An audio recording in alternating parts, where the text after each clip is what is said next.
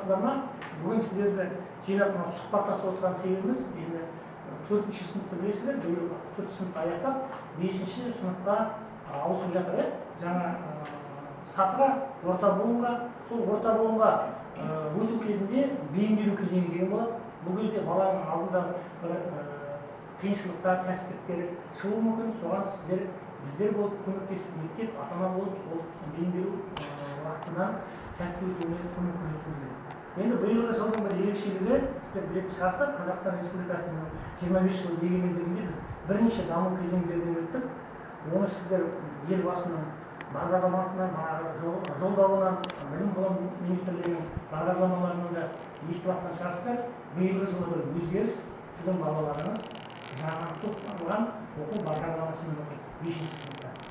Сондықтан енді сіздерге педагогикалық, психологиялық көмек көрсету мақсатында сұхбатты өткізіп отырмыз. Өмір бір орында тұрмайды. Неге біз бұрынғыша оқымаймыз, жаңа бағдарламаға шығармыз? Оны сіздерге үннің ғұлама азаматтардың бірі Махатма Гандидің сөзімен келтіргім келеді.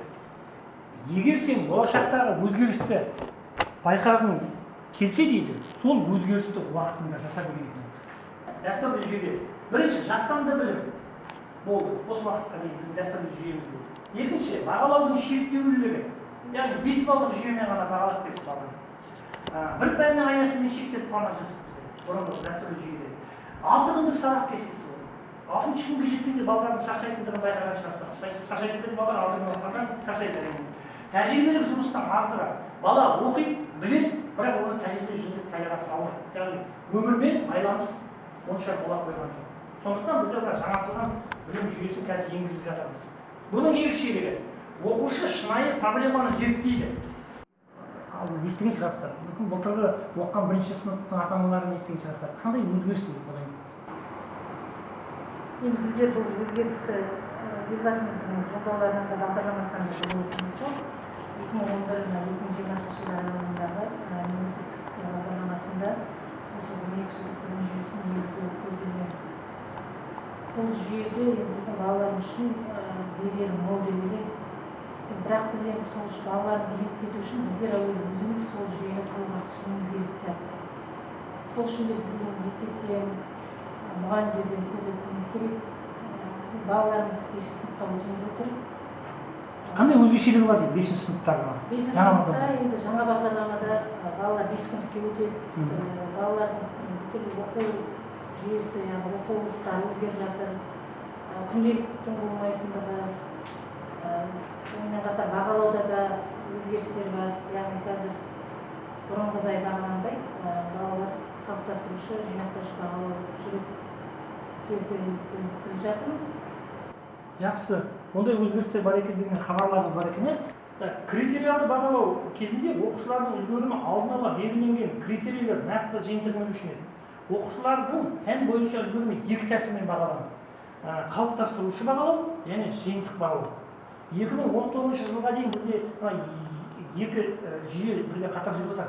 5 баллық бағалау мен критериялдық бағалау 2019-ға дейін.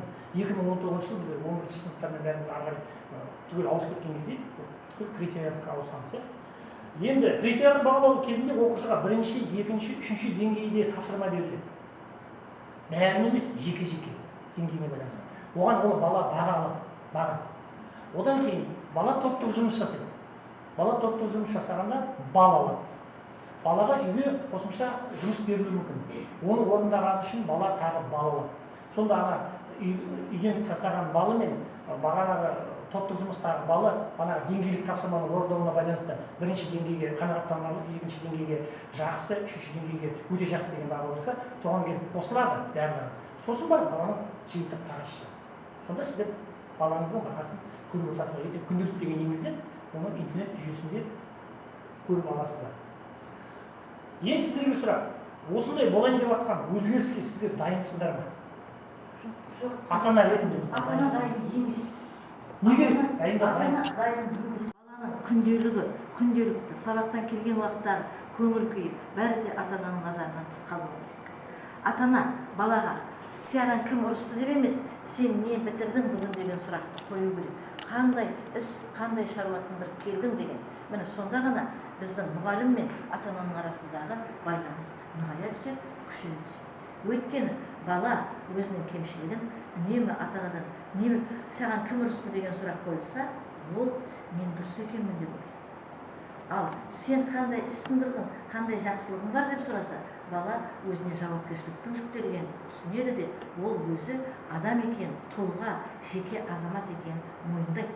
Сөйтіп бар, ол өзін өзі түзеуге, айналасына қарауға тырысады. Бұл болашақтағы өз ұрпағының бесігінен бастап тәрбиеленетін негізгі ұрық тұқым деп есептеуге. Тәрбиені үйден, отбасынан бастамасақ, олай кетпейді. Сосын баланы дағдыландыру, дағды. Мұғалімнің беріп жіберген 2 жыл өлеңін баласына қадағалап жаттаттырып жібермей отырған ата-ана мынандай үлкен жұмысты атқаруға дайын. Қалай ойлайсыз? Сол дайын болу үшін ата-ана. Ол дайын болу үшін. Не істеу керек? Ол дайын болу үшін. Бұрын Кеңестер одағының уақытында, енді кешірек Кеңестер одағы деген әңгімені айтып отыр, мынадан дегенді, сол уақытта ата-аналар университеті деген ұйым болды. Бәріңіз білесіздер, сол кезде жұмыс істеген мектепте. Қазір жастар білмейтін шығар. Олар не істеді? Олар ата-аналармен жұмыс жасады. Ол ата-аналар, ана баласы тентек болған ата-ананы да сол жерге қарап, жақсылықты да, барлық кемшілікті де, жетістікті де сол жерге қарап, олар шешіп отыр. Ал бізде қазір бұл жоқ. Ата-аналар қазір балаға экспедитор қызметін атқарып отыр. Шындығын айтайын. Ақша тауып, киімін тауып беріп, қолына соткысын ұстату. Көптеген ата-ана кешкісін үйге келгеннен кейін баладан бүгін сенің күнделігің қайда балам, әкелші, мен қарайын, саған қандай тапсырма берді деген сұрақ қойылмайды, күнделік тексерілмейді. Сонда ғана ол баладан не шығады? Ойлап қараңызшы. Ұсынысым менің, мектепте ата-аналар қоғамдастығын, қауымдастығын құруымыз, ата-аналар қауымдастығы құрылуы керек. Ол әрбір мектептің өзінде жеке-жеке болу керек. Әрбір мектеп өзінше қызмет жасау керек ата-анамен. Сосын сол қай мектептің, мысалы 2 жылда ма, 3 жылда ма ол жетістік шығар. Сол уақытта бар, сол мектептің жетістігін ана ауданға, облысқа жария ету керек. Міне мына мектеп өзінің балаларының тәртібі, оқу үлгерімі, ата-анамен байланыс, қоғамдық еңбектерге араласу, ғылыми жұмыстарға қатысу жөнінен мына мектептің мына қауымдастығы мынандай қызметтер атқарып отыр. Сондықтан мына іс тәжірибесін таратуға деген бұрынғыдай кәдімгі іс тәжірибе тарату, таныстыру, олардың жаңағы келесі мектептермен байланыс жасау, бұрын эстафеталық деп атап жүрді, сондай нәрселерді қайтадан іске кірістіру керек. Сонда ғана мына жаңа бағдарлама, мына айтылып отырған үлкен кәдімгі өзгеріс бір жолға қойылады. Ал қазір, мысалы, мына бала 6-шы күні шығармашылық жұмыс жасау керек. Ол шығармашылық жұмысқа не береді мұғалім? Ана оқулықта, программада берілген тапсырмалар беріледі. Оның ішінде видео драма, оның ішінде слайд драма, оның ішінде немесе жаңағы шығармашылық түрде жазып келетін мәтіндер драма, оның не екені белгісіз. Бар ғой олар? Бар. Мен өзім 39 жыл мұғалім болдым. Мына бағдарламаны мен күнде телевизордан, ана интернеттен бәріне қарап, өзімше бағалап жүрмін, қарап жүрмін. Балаларыма айтып жүрмін. А сонда ана нәрсенің барлығын істеу үшін біздің ата-аналарымыз дайын емес. Дайын емес. Видео түсіруге көмектесе ме? Түсірмейді. Слайдқа көмектесе ала ма? Алмайды. Мәтін жазуға көмектесе ала ма? Алмайды. Міне ол үшін сол адамдарға көмек беретін, сол адамдарды ынталандыратын, оның баласының болашағына қарай талпындыратын бір қауым керек, қоғам керек. Жақсы апай, түсіндік. Онда ата-аналар апайдың ұсынысын дұрыс па, қолдайсыздар ма? Өте жақсы. Ендеше мен қазір сіздерге мынандай қосымша не берейін, кеңес. Содан кейін барып қалған берілген кеңесті жазып алуға тырысасыздар. Әуелі тақтаға назар аударайық. Соңғы кім? Құралай. Қойдыңыз ба? Мұны мен сіздерге дәстүрлі кеңес, сосын қосымша тағы қазір ойын кеңес жазып аласыздар, мен оқимын. Бірінші кезекте 12 жылдық білім беру жүйесіне көшу кезеңінде бала өмірінде болатын өзгерісті дұрыс түсініп, ата-ана тарапынан балаға жағымды қолдау көрсетіңіз, қамқорлық жасаңыз. Тағы айтып айтамын. Мына болайын деп жатқан баланың өміріндегі өзгерісті қиындық деп қабылдамаңыздар. Бұл мүмкіндік. Тағы айтып айтамын сіздерге. Балаларыңыз Назарбаев зияткерлік мектебінің оқулығымен ауылда отырып оқиды. Сіз оны ана жаққа апармайсыз. Мүмкіншілік бар ол? Мүмкіншілік. Екінші, мектеп және мұғалім туралы теріс субъективтік пікірлеріңізді баланың алдында айтпауға тырысыңыз. Ол ойы мектеп туралы, мұғалім туралы бір теріс пікірлеріңізді баланың көзінше айтпаңыздар. Психолог ретінде сізге ұсыныс беріп отырмын. Кеңес. Мектеппен үнемі байланыста болып сынып жетекшісімен жиі кездесу қажет сіздерге. Келесі, балаңыздың болашақта кім болғысы келетініне назар аударыңыз және өзіңізге мен сол азаматтың ата-анасы болуға саймын ба деген сұрақ қойыңыз. Заман ағымына сай болу мақсатында өзіңіздің біліміңізді жетілдіріңіз. Бұл енді мектеп психологының сіздерге жалпы ұсынысы. Енді келесі ұсынысты жазып алсаңыздар болады. Бұл енді нақты бағанымыздың өзгеріске байланысты.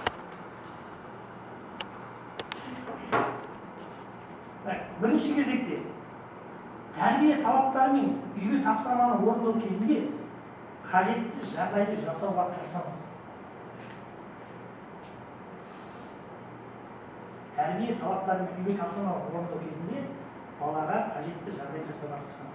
Екінші, қабілетін анықтаңыз балаңыздың. Осы бағытта дамуға көмектесіңіз балаңызға. Екінші, балаңыздың қабілетін анықтаңыз. Осы бағытта оның дамуына көмектесіңіз.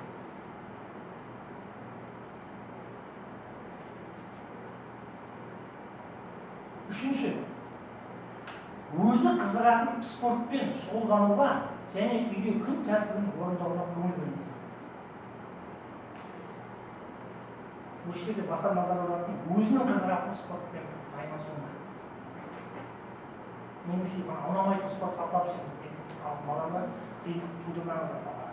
Төртінші, баламен театрға, кітапханаға, мәдениет үйлеріне, кездесулерге баруға тырысыңыз.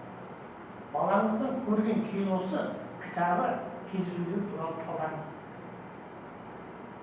Балаңызбен театрға, кітапханаға, мәдениет үйлеріне, кездесулерге баруға тырысыңыз. Балаңызбен кино, оқыған кітап, кездесулер туралы талдаңыз. Күндерін жіберіп алмауға тырысыңыз. Әр сыныптың сынып жетекшісі белгілейтін шығар. Сабаққа қатысуға күн береді, солай ма? Жиналысқа шақыруы мүмкін. Сонда соған қатысуға тырысыңыздар. Сосын соңғы апайдың ұсынысын қоса кетейін. Осы мектепте ата-аналар мектебін құруға атсалысыңыз.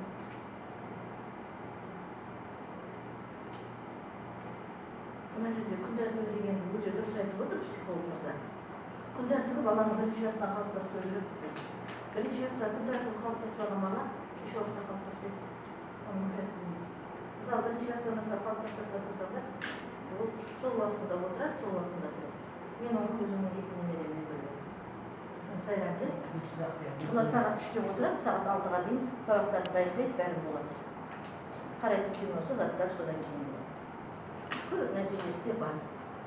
Рахмет апай. Енді осы сұхбатты қорытындылай келе, менің бана айтқандарымнан, апайдың айтқандарынан, ата-ананың айтқандарын қорытындылай келгенде енді қандай ой түйдіңіздер, қорытындылай кетейік, қандай ойға келдіңіздер, содан кейін сұхбатымызды аяқтаймыз. Неше рет сөйлесін? Қорытындылап жібер, қандай ой түйдіңіз сөйлеңіз? Менің түсінгенім мұнда ата-анаға көп жауапкершілік артып отыр. Менің балам мысалы 4-ші сыныптан 5-ші сыныпқа көшкелі отыр. Бұл баламмен бірге бірінші мен өзімді тәрбиелеп алуым керек екен, өзім түсінуім керек екен. Бұл жаңа білім беру мазмұнына бағытталған жүйеде баламмен бірге өзім бірге кітапханаға барып оқуым керек, оның үйге берген тапсырмасын бірге орындауым қажет екенін мен түсіндім. Бұл мүмкіндікті жіберіп алмауымыз керек екен. Мен бұл жаңағы ата-ана мектебіне өзім қолдау көрсетемін. Қосыласыздар ма сіздер? Айтылған пікірлер қосылсаңыздар. Ал бүгінгі сұхбатқа уақыттарыңызды бөліп қатысқандарыңызға көп рахмет. Сау болыңыздар.